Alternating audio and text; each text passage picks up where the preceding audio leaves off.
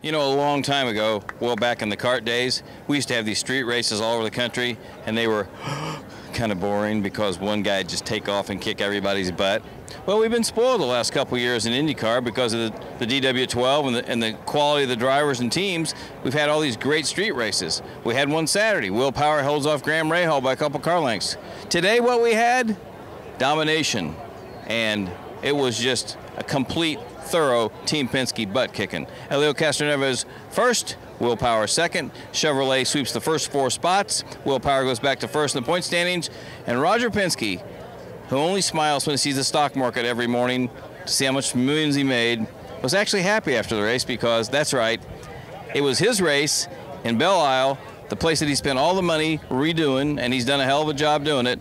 And his team went 1-2, and Chevrolet sponsored the race, and they went 1-2-3-4, and Penske Perfect's a term we use every now and then, and that's what this weekend was.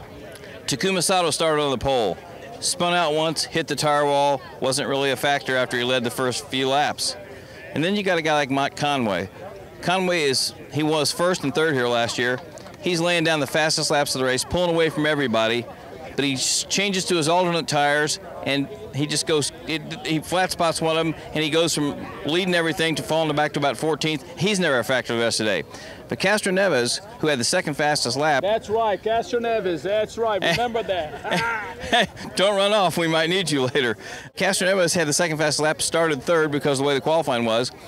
Got to the front where he was yesterday, and this time he didn't get screwed by any bad yellows or any bad brakes. He was the class of the field, and he really never had anybody. I mean, Will Power was in his mirrors on the restart the last couple times. No problem. It wasn't a contest. Castroneves was never headed. You got to give your tip of the hat to Charlie Kimball. He had to go off the runoff to miss a crash earlier in the race.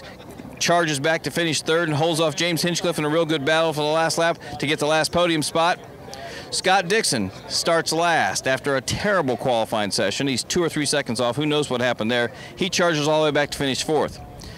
2012 IndyCar champ Ryan Hunter-Reay, not so lucky. He starts in the last row with Scott Dixon after crashing again in the first lap in qualifying this morning.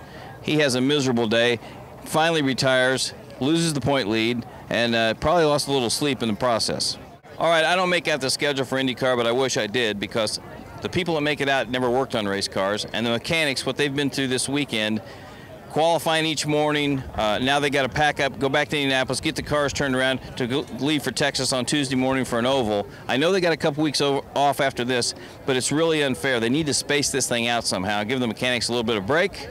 We appreciate you watching RACER.com. Look for Marshall Pruitt's technical mailbag, David Mouser's features, and some of the crap I write. This is Robin Miller for RACER.com.